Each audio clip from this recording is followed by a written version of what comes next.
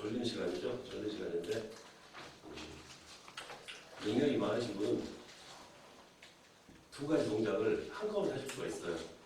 한쪽 귀로는 강의를 듣고 눈으로는 보면서 할 수 있단 말이에요. 네, 자 우리 지금 창세기부터 지금 계속 지금 저번 주가 그렇죠.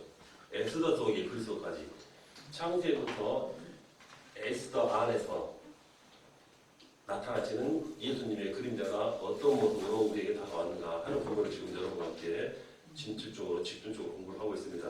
자, 저번 시간에는 15장 에스더 속의 그리스도를 함께 여러분과 공부했었습니다. 자, 오늘은 그 다음 제16장 욥기 속의 그리스도를 한번 여러분과 함께 달려가고 있습니다.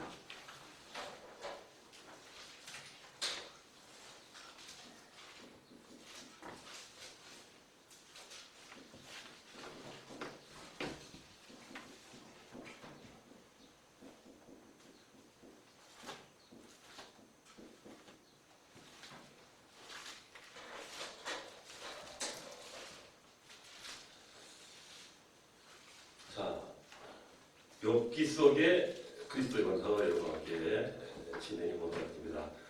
여러분 욥기 19장 25절 26절 한번 찾아보시기 바랍니다. 본문 말씀으로 욥기 19장 25절로 26절 제가 한번 읽어보겠습니다. 내가 알기에는 나의 대속자가 살아계시니 마침내 그가 땅 위에 서실 것이라. 내 가죽이 벗김을 당한 뒤에도 내 육체 밖에서 하나님을 보리라. 이렇게 말씀을 하고 있습니다. 자, 우리 주님, 우리 예수 그리스도는 모든 문제의 해결자이시기 때문에 그러한 문제가 와도 우리는 그 믿음을 가지고서 그 문제를 우리가 이겨나갈 수가 있습니다. 모든 문제를 해결했다는 것은 우리가 말할 때 완전한 해방을 말을 하는 것입니다. 그래서 어떠한 문제 앞에서라도 우리는 자유롭다라는 것을 말할 수가 있지요. 그래서 우리가 예수의 이름에 담겨진 그 뜻을 알고 또 그리스도에 대해서 답이 나온 사람은 그 사람은 완전한 자유를 얻은 사람입니다. 그래서 예수 이름은 자기 백성을 구할 죄라고 했죠. 자기 백성을 저희 죄에서 구할 자라는 뜻을 가지고 있는 것이 바로 예수라는 말 안에 포함되어 있는 뜻입니다. 그런데 대부분 사람들은 이렇게 죄에서 구원받았다고 하면은 보통 원죄만을 생각하고 자범죄에 대해서는 자유하지 못한 것을 우리가 볼 수가 있습니다. 그래서 원죄는 물론 자범죄를 해결하기 위해서는 스스로 원죄는 어차피 주님의 보혈로 우리가 사함을 받을 수 있다 하는 그것은 스스로 우리가 생각할 수 있겠지만 자칫 자범죄를 해결하기 위해서는 내가 스스로 어떤 노력을 해야 된다는 그 착각을 하는 것이죠. 하지만 원죄를 포함한 이 자범죄를 모든 문제에는 이미 우리가 하나님의 은혜로 용서를 받았다는 사실을 믿으시기 바랍니다. 아멘. 자, 우리는 이미 지옥에 갈 까닭이 없습니다. 아멘. 없어졌죠. 아멘. 자, 우리가 하나님의 이러한 축복을 마음껏 누릴 수 있도록 하기 위해서 예수님께서 그리스도로 오신 것입니다. 아멘. 자, 그래서 이 사실을 우리가 분명히 알아야 우리에게 주어진 천국을 누릴 수가 있는 것입니다. 아멘. 이 때문에 바울은 오직 살아 평생 동안에 예수만을 증거하기로 작정하고 그 사명을 감당했던 것입니다. 아멘. 자, 그럼 오늘 읽을 이 본문에 나온 이 욥은 우리가 알다시피 엄청난 고생을 당하면서 살았습니다. 10명의 자녀가 한꺼번에 죽고 또 재산도 다 잃은 데다가 또 함께한 아내마저 그 욥을 저주하고 떠났다는 것입니다. 이런 가운데 욥이 고백을 하죠. 욥기 42장 5절 보면은 내가 죽게 대하여 귀로 듣기만 하였사오니 이제는 눈으로 주를 배움나이다 이렇게 말합니다. 자, 욥은 고난을 통해서 주님을 만났다고 볼 수 있습니다. 즉 욥은 고난을 통해서 예수님을 만났다고 해석할 수 있는 것입니다. 자, 그래서 귀로만 듣는 그 신앙에서 눈으로 보는 신앙, 눈으로 귀로만 듣는 신앙이 아니라 눈으로 바라볼 수 있는 신앙, 즉 사실적인 신앙을 회복했다는 것입니다.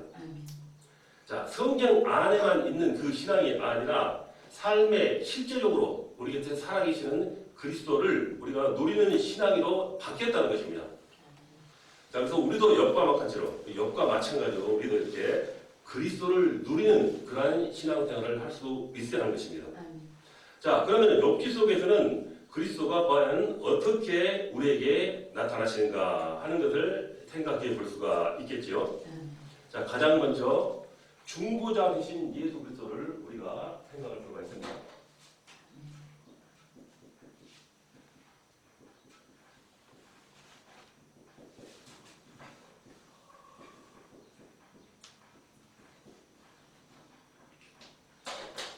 자, 중보자 되신 예수 그리스도가 되겠죠. 자, 그래서 욥에게서는 중보 사상을 우리가 발견할 수 있습니다. 물론 세부적으로 욥기 9장 32절, 33절에서 읽어보면 그런 내용이 있긴 있습니다. 자, 그래서 그것을 욥의 세 친구의 정죄하는 모습을 통해서 우리가 그것을 찾아볼 수가 있는 것입니다. 이 세 친구는 지금 각각 율법의 시각을 가지고 계속 욥에게 정죄를 했습니다. 자, 지금도 많은 사람들이, 지금 많은 성도들이 어려움을 당하면은 내 죄 때문에 그런 어려움이었다라고 생각할 수가 있습니다. 또한 우리가 신앙생활을 하고 교회를 오래 다녀도 그리스도께서 그 답이 나오지 않는다면은 자칫 율법 속에서 그대로 신앙생활을 하게 되는 것입니다. 자, 우리가 신앙생활하면서 그리스도로 인하여 답이 나온다면은 우리가 예배 드리고 싶고 기도하고 싶고 또 찬양하고 싶고 복음운동에 우리가 참여하고 싶어 하지만 율법 속에 사는 사람은 복음을 지식으로만 참고 삼지 실제적으로는 적용하지 못한다는 것입니다. 자, 그래서 이 율법의 시각으로 욥을 바라보았던 이 세 친구는 욥에게 지금 계속 회개하라고 말합니다. 자, 물론 회개는 좋은 것이지만 욥의 지금 상황에서는 해당되는 말이 아니라고 볼 수 있습니다.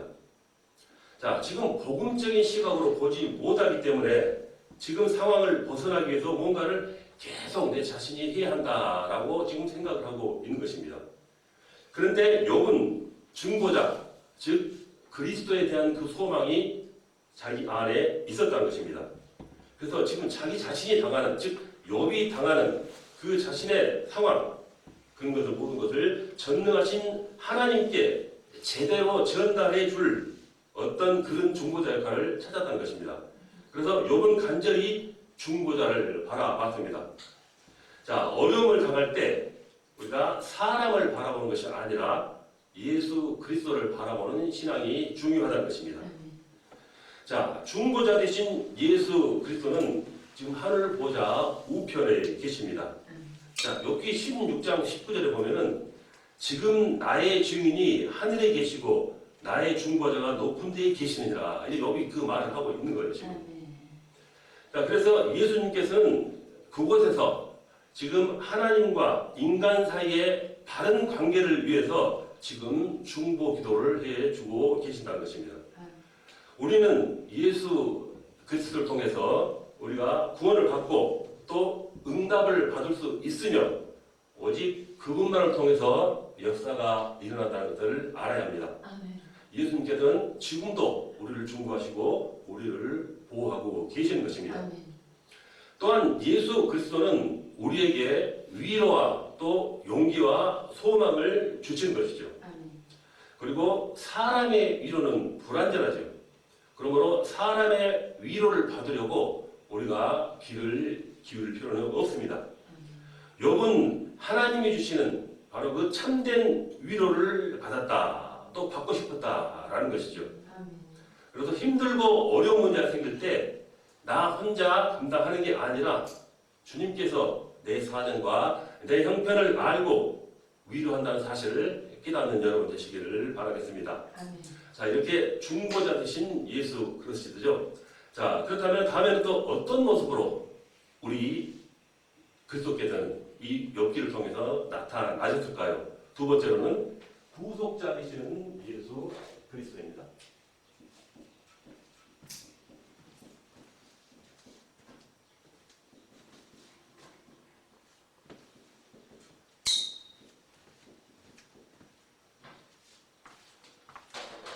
중보자 되신 예수 그리스도, 그리고 구속자 되신 예수 그리스도의 모습도 우리가 욥기를 통해서 찾아볼 수가 있는 것입니다.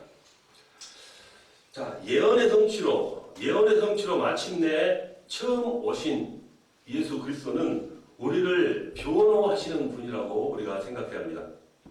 자, 말씀대로 우리를 찾아오셔서 모든 원수와 사망의 손에서 구원해 주신 분이라는 것입니다. 자, 구원의 언약을, 아니 구원의 예언을 성취하며 예수님께서 이 땅에 오신 것은 하나님과 인간과의 관계를 화해시키고 화목케 하기 위해서, 그리고 완전한 구속의 은혜를 지금 어린 양인 자신의 피로 치르기 위해서라는 것입니다. 자, 그래서 이 예언의 성취로 오신 예수님은 가장 먼저 첫째로 화해를 성취하셨습니다. 화해의 성취죠. 자, 그래서 하나님과 인간 관계를 이렇게 회복시켜 줬다라는 것입니다.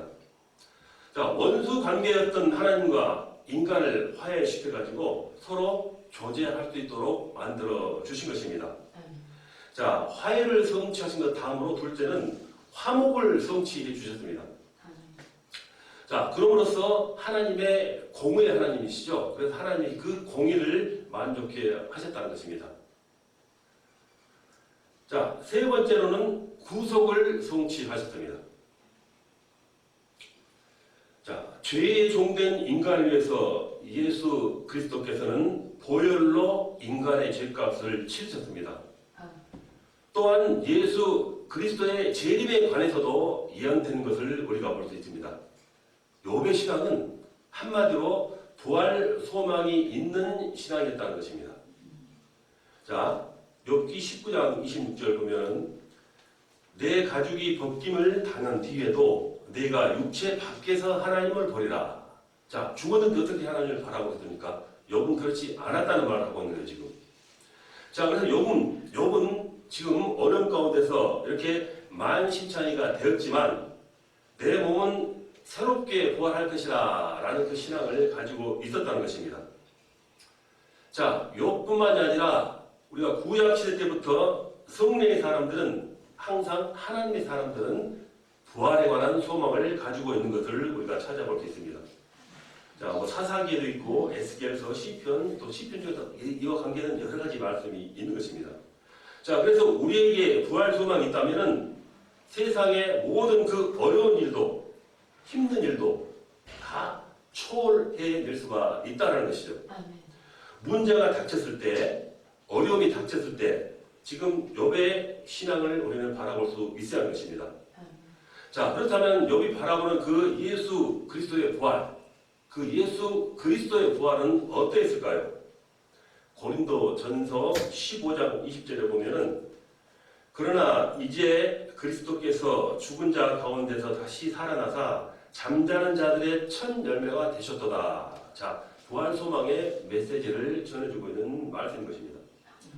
자, 우리에게 죄사함의 믿음, 그리고 구원의 믿음, 그리고 부활의 믿음, 이러한 것들을 심어주시기 위해서 인간의 몸을 입고 태어나서 십자가와 또 죽음과 그리고 부활의 모든 과정을 보여주셨다는 것입니다. 고린도전서 15장 22절 보면은 아담 안에서 모든 사람이 죽은 것 같이 그리스도 안에서 모든 사람이 삶을 얻으리라. 다시 살아날 수 있는 생명의 말씀을 전해주고 있는 것입니다. 첫째 아담의 후손으로 태어난 모든 인간은 결국 다 죽습니다. 그러나 둘째 아담, 즉 예수 그리스도를 믿으면서 우리는 새 생명을 얻고 새로운 피조물로 다시 창조가 된 것입니다. 그렇기 때문에 우리는 항상 이렇게 새로운 인생을 살아갈 수가 있어야 하는 것이죠.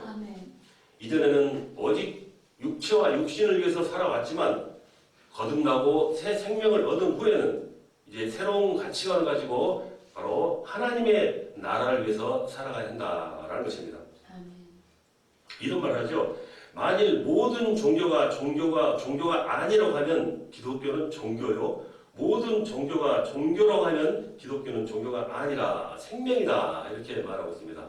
뭐냐면 기독교와 종교는 다시 서로이 분리해야 한다라는 그런 의미를 품고 있죠. 즉 모든 다른 종교는 죽음이라는 게 있지만 우리는 생명이라는 게 있기 때문에 기독교는 다시 이렇게 달리 해석해야 한다라는 그런 말입니다. 그래서 우리 기독교인들은 영원한 생명을 소유한 사람들입니다. 자, 그래서 죽는 순간은 어떻게 보면 본론이 시작된 순간이라 이렇게 생각할 수가 있습니다. 자, 인간으로 태어난 축복을 그때부터 누리기 시작한다라는 차원 높은 의미가 담겨 있는 것이죠. 그래서 이라는 소망을 살고 가지고 우리가 살다 잠깐 살다 가는 그러한 세상에서 마지막 순간까지 우리는 복음을 붙들고 그것을 향해서 달려 나갈 수 있고 또 그러한 생명을 영원한 생명을 증거해야 한다는 것입니다. 아멘. 자, 그렇다면 이 영적 영향력을 끼치는 신앙생활의 방법으로는 무엇이 있을까요? 영적 영향력을 끼치는 신앙생활의 방법. 그래서 가장 먼저 첫째로 믿음과 생각이 최고의 자리에 머물러 있는 것입니다. 자, 성도들의 믿음에 관한 생각과 이런 모든 태도는 세계 모든 교회와 모든 신앙인들, 모든 사람들이 보고 배울 수 있는 그러한 대표적이고 모델적인 어떤 그런 위치에 서서 우리는 신앙생활을 해야 하는 것이죠. 아멘. 자, 이것이 바로 최고의 자리에 머물러 있는 것이죠. 아멘. 자, 교회는 이런 것이다 하면서 우리 성도들의 신앙생활은 이렇게 하는 것이다 라는 것을 모든 이들에게 보여줄 수 있는 그러한 최고의 자리에 머물러야 한다는 것이죠. 자, 믿음이 생각을 만든다고 하죠. 그 생각이 결국 인생을 만듭니다.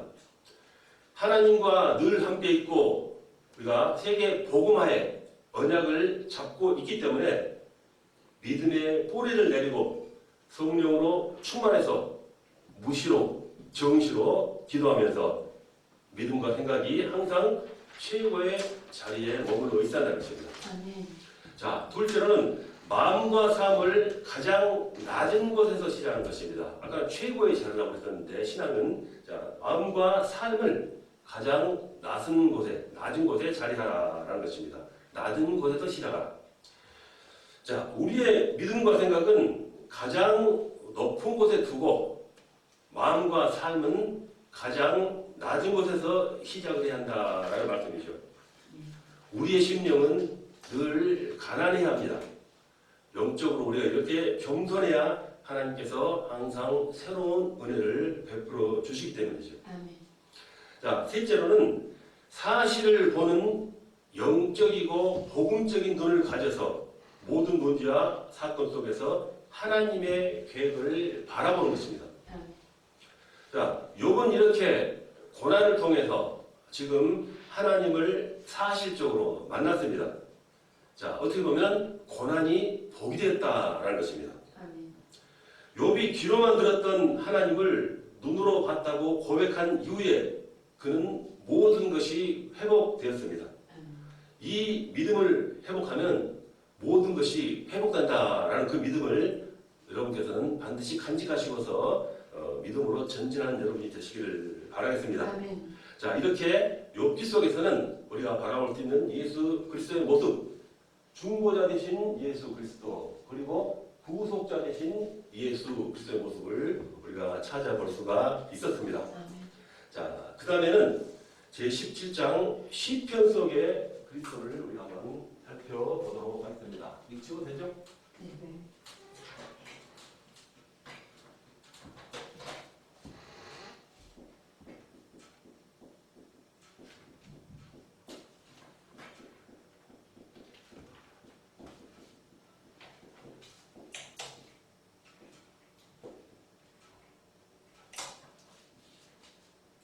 자,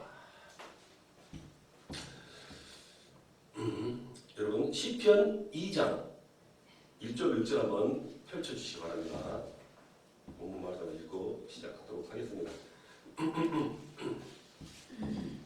시편 2장 1절 6절 제가 읽어보겠습니다. 어찌하여 이방 나라들이 분노하여 민족들이 헛된 일을 꾸미는가? 세상의 군왕들이 나서며 관원들이 서로 꾀하여 여호와와 그의 기름 부음 받은 자를 대적하며 우리가 그것에 맨 것을 끊고 그의 결박을 벗어버리자 하는도다. 하늘에 계신 이가 웃으시며 주께서 그들을 비웃으시리로다. 그때에 분을 바라며 진노하사 그들을 놀라게 하여 이르시기를 내가 나의 왕을 내 거룩한 산 시온에 세웠다 하시리로다. 이렇게 말씀합니다. 자, 시편은 우리가 말할 때 히브리어로 찬양의 책이라 하는 뜻을 가지고 있습니다. 시편은 히브리어의 어원 속에서 우리가 풀이한다면 찬양의 책이다라는 뜻을 가지고 있는 것이죠. 자, 여기서 말하는 찬양은 이제 하나님을 체험하고 하나님께 드리는 그 찬양을 말하고 있습니다. 자, 우리는 하나님에게 은혜를 받으면 받을수록 더 많은 찬양을 드리게 되죠. 아멘. 하지만 영적 기쁨과 체험이 없다면 찬양하는 것이 힘들어집니다. 자, 하나님의 은혜를 우리가 넘치도록 받아 우리가 신앙생활을 하다 보면 자기도 모르게 나의 입에서는 찬양이 계속 흘러나오죠. 아멘. 그래서 그러한 찬양의 삶을 우리는 회복을 해야 한다는 것입니다. 아멘. 그래서 지금 우리가 다루고자 하는 이 시편의 주제는 하나님에 대한 경배와 찬양입니다. 찬양과 경배는 오직 하나님에게만 드려야 하죠. 시편 150편 6절 보면 호흡이 있는 자마다 여호와를 찬양할지어다 할렐루야 이렇게 말하는 겁니다. 호흡이 있는 자, 즉 생명을 가지고 있는 사람은 누구나 하나님을 찬양해야 하는 것이 삶의 본연된 의무라는 것입니다. 자, 살아있는 사람은 모두 다 여호와를 찬양해야 합니다. 은혜를 받은 사람은 하루 종일 찬양을 한다 해도 지겹지가 않는 것입니다. 찬양할수록 새 힘이 솟아나오고 또 일상 맺혔던 것이 풀려지고 피곤이 회복되고 복잡한 생각과 내 마음속에 있는 흑암들이 그 찬양 위에서 다 물러가게 된다는 것입니다. 이것이 바로 하나님께 드리는 찬양의 위력인 것입니다. 자, 이사야 43장 21절에 보면 이 백성은 내가 나를 위하여 지었나니 나를 찬송하게 하려 함이라 이렇게 말합니다. 찬송은 찬양은 하나님의 것입니다. 아멘. 자, 시편 150편 중 75편은 다윗이 찬양한 내용이죠. 우리도 다윗처럼 이렇게 찬양과 이러한 기도를 통해서 힘을 얻을 수 있어야 합니다. 아멘. 자, 찬양 중에서도 특히 언약적인 찬양에는 영적인 생명력이 반드시 내포되어 있습니다. 그래서 그러한 찬양을 통해서 어둠이 물러가고 빛이 임하게 된다라는 것이죠. 자, 물론 찬양 음악이죠. 자, 그래 이 음악이라는 것은 그 안에 생각과 마음을 장악하는 힘이 있다라고 우리가 학술적으로 이해를 합니다. 자, 창세기 3장의 상태에서 그런 것에 빠지게 된다면은 내 마음속에서 찬양은 나올 수가 없고 불평과 원망과 한숨과 초조, 염려만 나오게 된다는 것이죠. 하지만 우리가 예수 그리스도를 믿고 함께 한다면은 바로 찬양이 회복돼서 빛이 임할 수 있는 것입니다. 자, 그러면 다시 잃었던 믿음도 회복되고 마음의 기쁨과 감사가 넘치면서 체질이 새롭게 바뀌어 나가는 것입니다. 아멘. 육적 체질, 영적 체질 다 바뀌는 것이죠. 아멘. 자, 이렇게 예수 그리스도 통해서 이러한 찬양이 회복되면은 우리의 신분과 권세가 이제 다시 새롭게 나타나는 것이죠. 아멘.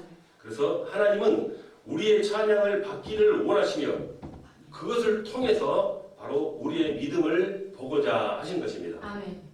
자, 그러면은 이 시편에서 또한 예수 그리스도가 어떤 모습으로 우리에게 다가와야 하는가 하는 것을 한번 살펴보겠습니다. 가장 먼저 예언된 예수 그리스도를 이 시편에서 우리가 찾아볼 수가 있습니다.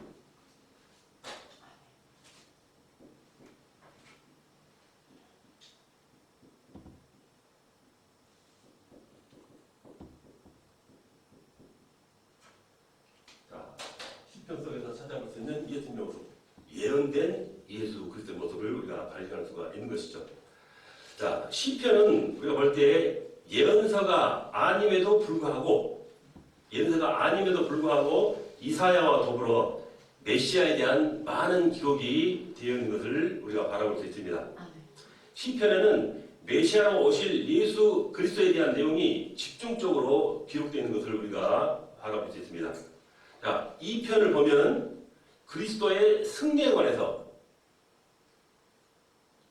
말씀하고 있고 16편에는 그리스도의 부활에 관해서 다루고 있고 24편에는 영광의 왕으로 오실 메시아를 다루고 있고 45편에는 신랑이신 예수 그리스도, 그리고 72편에는 그리스도의 통치, 110편에는 제사장과 왕과 심판장이 되시는 예수 그리스도를 예언하고 있는 것입니다. 다시 한번 말씀드리면, 자, 2편에는 그리스도의 승리, 16편에는 그리스도의 부활, 22편에는 십자가의 고난, 24편에는 영광의 왕으로 오실 메시아, 45편에는 신랑이신 그리스도, 72편은 그리스도의 통치, 110편에는 제사장과 왕과 심판장 되시는 예수 그리스도를 이 시편에서 예언하고 있는 것입니다. 자, 우리는 늘 예수 그리스도와 함께 재림하실 그분을 드러내는 삶을 살 수 있어야 합니다. 초대교회 성도들은 마라나타라고 서로 인사를 했죠. 무슨 뜻일까요? 예수님께서 다시 오신다라는 그 의미를 가지고 있는 인사를 서로 주고받은 것입니다. 마라나타. 자, 인사에서조차도 예수 그리스도의 재림을 가지고 주고받은 인사의 내용이라는 것입니다. 우리도 마찬가지로 재림하실 예수님을 드러낼 수 있는, 증거할 수 있는 삶을 살아갈 수 있어야 하는 것입니다. 아멘. 자, 시편 2편 그걸 바라보면 하나님께서 세우신 왕이 승리하게 된다는 내용을 기록했습니다. 다윗은 자신이 차지한 그 왕권의 정통성을 언약에서 확증하면서 예수 그리스도에 대한 예언을 기록했다는 것입니다. 시편 1편 1장 2절 다시 읽어보면 어찌하여 이방 나라들이 분노하여 민족들이 헛된 일을 꾸미는가. 세상의 군왕들이 나서며 관원들이 서로 꾀하여 여호와의 그의 기름 부음 받은 자를 대적하며, 이렇게 말씀했었죠. 자, 다윗은 이렇게 예언을 하면서, 이를 예언하면서 그리스도와 대적하는 것은 어리석음의 극침을 말하고 있습니다. 예수를 대적하는 것, 예수 믿는 자를 핍박하는 것만큼 어리석은 일은 없다는 것입니다. 복음을 증거하는 자에게는 승리가 보장되어 있고 결국은 승리를 하게 되어 있습니다. 그래서 믿음의 조상들과 그 성경의 인물들을 보면 복음을 증거하는 과정에서 핍박은 있었지만은 모두가 결국에는 승리하는 역사를 우리가 성경에서 여러 곳에서 증거를 바라볼 수 있는 것입니다. 자, 세상적으로 바라보면은 돌에 비참하게 맞아 죽은 스데반이 실패한 것 같지만은 그 죽음을 통해서 세계를 살릴 안디옥 교회가 탄생하게 된 것입니다. 자, 우리 살아가면서 사람들의 눈과 그 평가에 우리는 신경을 쓸 필요 없습니다. 복되고 지혜로운 인생을 사는 방법은 그러한 것을 우리가 바라볼 필요 없이 오로지 나의 믿음과 순종으로서 살아간다는 것입니다. 자, 시편 21편 1절로 21절에 보면은 메시아의 순환의 기도가, 그리고 22절 31절에는 승리의 찬양이 기록되어 있습니다. 자, 순환 그리고 찬양이 기록되는 것입니다. 자, 시편은 이 같은 기록을 통해서 메시아의 고난은 궁극적으로 결국 승리라 하는 것을 밝히고 있는 것입니다. 자, 이렇게 예수님의 궁극적인 승리는 곧 우리 성도들의 승리를 말하고 있는 것입니다. 구원받은 하나님의 자녀에게는 즉 항상 승리가 보장되어 있다라는 말과 같은 것입니다. 그래서 우리가 세상적인 것에 욕심을 부리면서 살아갈 필요가 없습니다. 아멘. 삶 가운데서 우리가 고민하고 불평할 필요가 없는 것입니다. 아멘. 우리는 궁극적인 승리, 영원한 생명이 이미 보장된 신분이기 때문입니다. 아멘. 우리에게 오직 감사하는 것만 있을 뿐입니다. 물론 살아가면서 고난이 있을 수 있습니다. 그래서 그 고난에 대해 어떠한 태도를 가지느냐 하는 것은 매우 중요한 것이죠. 아멘. 그래서 이 고난은 영적 성숙의 하나의 시간표다라고 말할 수 있습니다. 영적 성숙의 시간표 중에 하나가 고난이다라고 말씀드린 것이죠. 그래서 우리의 신앙을 이렇게 한 단계 상승시키기 위해서 하나님께서는 우리에게 고난을 주신다는 것을 깨달을 수 있어야 하는 것이죠. 아멘. 그래서 고난은 결론적으로 축복의 통로가 된다 이렇게 말씀을 드릴 수 있습니다. 우리가 영적으로 깨어있고 기도와 예배가 회복되어 있고 복음 전도가 되면은 모든 고난은 축복으로 변화합니다. 게으른 사람은 부지런하게, 부정적인 사람은 긍정적으로, 몸이 약한 사람은 건강한 사람으로 변화를 받습니다. 그래서 모든 것이 합력하여 선을 이루게 됩니다. 아멘. 그렇기 때문에 우리에게 고난이 닥쳐왔을 때 우리는 도리어 찬양을 하고 감사를 해야 한다는 것입니다. 그래서 이 고난당하는 성도에게 하나님께서는 분명히 피난처가 될 것을 약속하셨습니다. 아멘. 구원을 베푸시고 기도에 응답하시며 영원히 함께 하실 것을 성경을 통해서 분명히 약속을 하셨습니다. 아멘. 또 우리를 요동치지 않게 하시고 언약을 기억나게 할 것이라는 것까지 약속을 하셨습니다. 아멘. 자, 이렇게 지금 예언된 예수 그리스도가 시편 곳곳에 이렇게 함께하고 있다라는 것을 살펴봤습니다. 자, 시편 속의 그리스도는 또 어떤 모습으로 우리에게 나타나실까요? 두 번째는 빛이신 예수 그리스도로 나타났습니다.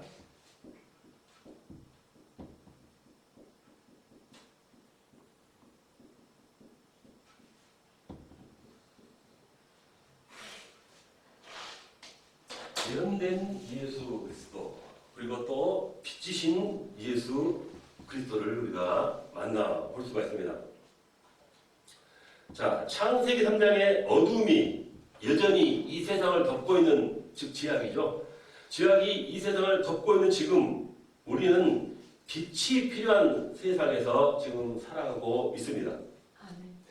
시편 60편 2장을 보면 2절을 보면은 보라 어둠이 땅을 덮을 것이며 캄캄함이 만민을 가리려니와 오직 여호와께서 내 위에 임하실 것이며 그의 영광이 내 위에 나타나니 이렇게 말합니다. 자, 하나님을 떠나 어둠 속을 살아가는 사람들은 방황하다가 실패할 수밖에 없습니다. 하지만 빛이신 예수 그리스도는 우리를 그러한 곳에서 구원과 승리의 길로 바꿔서 인도해 주신 것입니다. 아멘. 시편 27편 1절을 보면 여호와는 나의 빛이요 나의 구원이시니 내가 누구를 두려워하리요 여호와는 내 생명의 능력이시니 내가 누구를 무서워하리요. 아멘. 그리고 또 시편 43편 3절 보면은 주의 빛과 주의 진리를 보내시어 나를 인도하시고 주의 거룩한 산과 주께서 계시는 곳에 이르게 하소서. 자, 한편을 더 보면은 요한복음 8장 12절에도 예수께서 또 말씀하여 이르시되 나는 세상의 빛이니 나를 따르는 자는 어두움에 다니지 아니하고 생명의 빛을 얻으리라 이렇게 말씀합니다. 아멘. 자, 예수 그리스도께서 지금 우리 안에 성령으로 와 계시기 때문에 우리는 세상의 빛입니다. 아멘. 예수님께서 빛이시기 때문에 우리도 빛이 된다는 것입니다. 아멘. 우리가 어떠한 상황과 어떠한 처지에 놓였더라도 우리는 빛이라는 그 자녀의 신분은 절대로 변하지 않습니다. 아멘. 극한 상황에서도 우리가 복음을 증거하면은 어디서든지 우리는 환하게 빛을 발할 수밖에 된다는 것입니다. 아멘.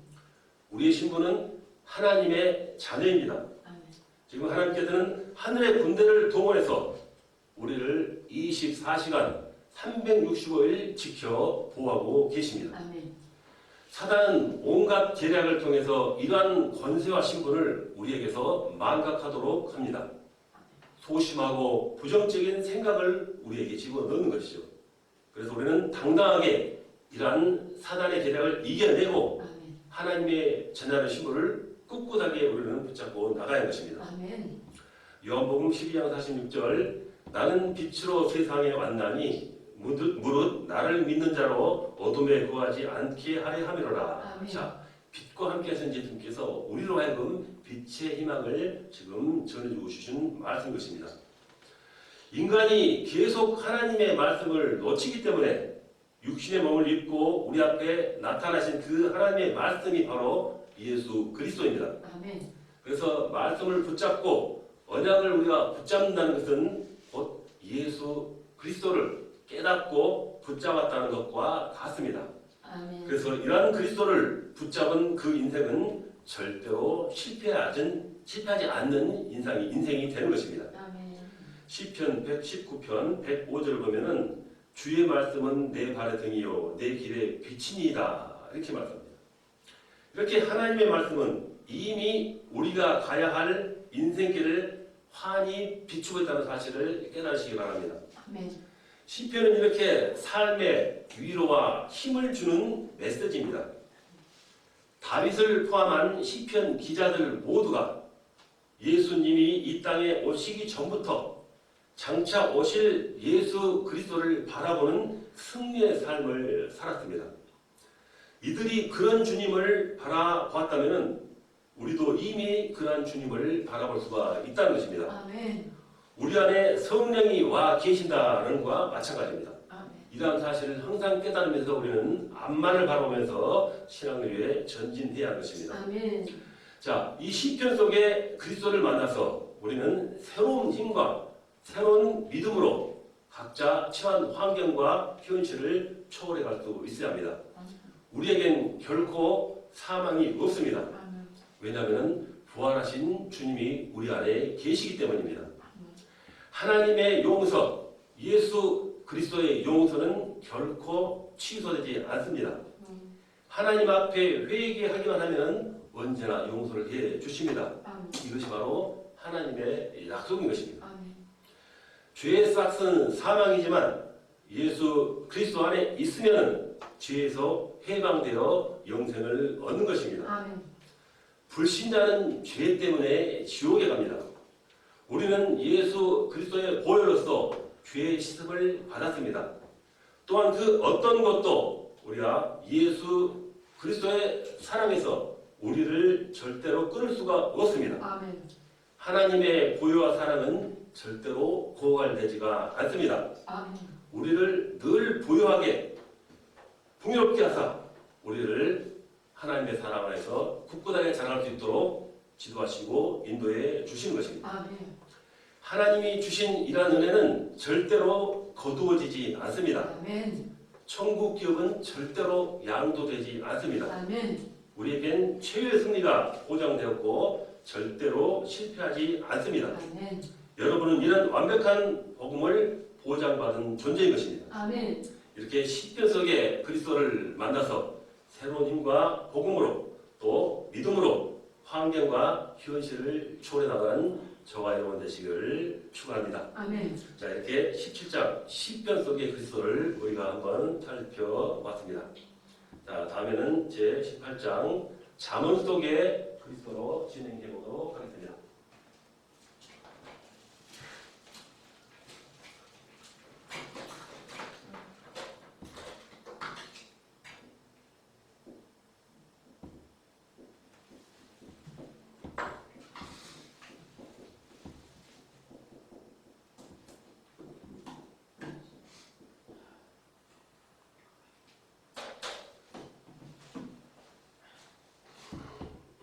자, 잠언 8장 22절 한번 찾아보실까요?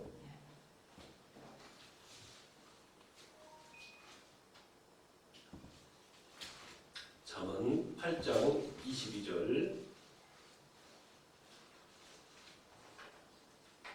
자, 32절까지 제가 읽어보겠습니다. 여호와께서 그 조화의 시작 곧 태초에 일하시기 전에 나를 가지셨으며 만세 전부터 태초부터 땅이 생기기 전부터 내가 세움을 받았나니 아직 바다가 생기지 아니하였고 큰 샘들이 있기 전에 내가 이미 났으며 산이 세워지기 전에 언덕이 생기기 전에 내가 이미 났으니 하나님이 아직 땅도 들도 세상의 진토의 근원도 짓지 아니하였을 때라. 그가 하늘을 지으시며 궁창을 해면에 두르실 때에 내가 거기 있었고 그가 위로 구름을 견고하게 하시며 바다의 샘들을 힘있게 하시며 바다의 한계를 정하여 물이 명령을 거스르지 못하게 하시며 또 땅의 기초를 정하실 때에 내가 그 곁에 있어서 창조자가 되어 날마다 그의 기뻐하신 바가 되었으며 항상 그 앞에서 즐거워하였으며 사람이 거처할 땅에서 즐거워하며 인자들을 기뻐하였느니라. 아들들아 이제 내게 들으라. 내 도를 지키는 자가 복이 있느니라. 이렇게 말씀을 하고 있습니다. 자, 성경 66권은 우리가 살펴보면 각각 시대적 배경이 다르고 기술 형식도 다르지만 공통된 특징은 있습니다. 그것은 바로 예수 그리스도가 유일한 구원의 길이라 하는 내용을 담고 있다는 것입니다. 자, 이중 잠언은 히브리 말로 격언, 훈계, 경계라는 뜻으로 흔히 지혜의 장이라고 그러죠. 우리가 잠언을 말할 때 히브리 말로 해석해 보면은 격언, 훈계, 경계라는 뜻으로 우리가 말할 때 지혜의 장을 우리가 말할 때 잠언이라 이렇게 말하죠. 자, 그래서 여기에 지혜의 장을 다뤘듯이 하나님의 택함을 받은 자녀들은 지혜를 가질 수 있어야 합니다. 세상을 살아가는 데 있어서 우리가 물질보다 더 중요한 것이 지혜라고 볼 수 있습니다. 지혜의 본질은 성경에 있죠. 성경은 우리가 일상생활에서 실제적으로 적용해야 할 교훈을 여러 군데 우리에게 베풀어 주고 있습니다. 그래서 올바로 신앙생활을 하는 사람들은 문제와 사건이 닥쳐와도 지혜롭게 대처할 수가 있습니다. 하지만 성경을 잘 알지 못하는 사람은 문제와 사건을 자기 중심적으로 해석하려 하기 때문에 해결하려 하기 때문에 늘 실수를 하게 되는 것이죠. 말씀을 나의 사상화, 체질화시켜서 말씀대로 살아가는 사람은 그 말씀이 실제 삶에 적용돼서 실패를 하지 않는 것입니다. 세상 사람의 눈에는 어리석고 단순해 보일지라도 말씀대로 살아가는 사람은 결국 승리를 하게 되는 것입니다. 자, 오늘 다루는 이 잠언의 중심 메시지는 두 가지가 있습니다. 자, 먼저는 1장부터 9장에 나오는 하나님과의 관계입니다. 중심 메시지 중 두 가지 중에 하나는 하나님과의 관계라 이렇게 말을 하고 있는 것입니다. 자, 여호와를 경외하는 것이 지식의 근본이라고 말씀합니다. 세상 지식만으로는 우리가 절대로 행복할 수가 없습니다. 인간은 영적 존재이기 때문에 하나님과의 관계 회복이 첫째라는 것입니다. 이렇게 하나의 첫째 메시지, 하나님과의 관계를 강조하고 있는 내용이고, 두 번째는 10장에서 31장에 나오는 내용들이죠. 바로 사람들과의 관계입니다. 하나는 하나님과의 관계, 두 번째는 사람들과의 관계를 말씀하고 있습니다. 인간 관계가 평안하지 않으면 삶이 자칫 괴로울 수가 있습니다.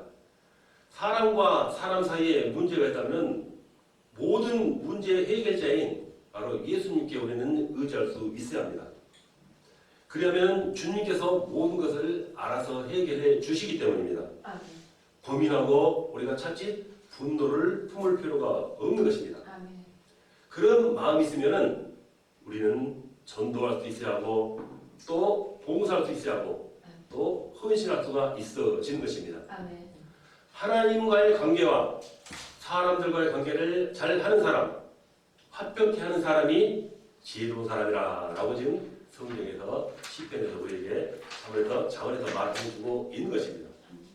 자, 이렇게 지금 잠언 속에서 우리는 말씀드린 대로 가장 먼저 찾아볼 수 있는 제목의 내용은 지혜의 근원인 예수 그리스도를 찾아볼 수 있습니다. 우리는 지혜를 말씀드리고 있었는데 이 말씀 속에서 지혜 되시는 예수 그리스도를 찾아볼 수 있겠죠.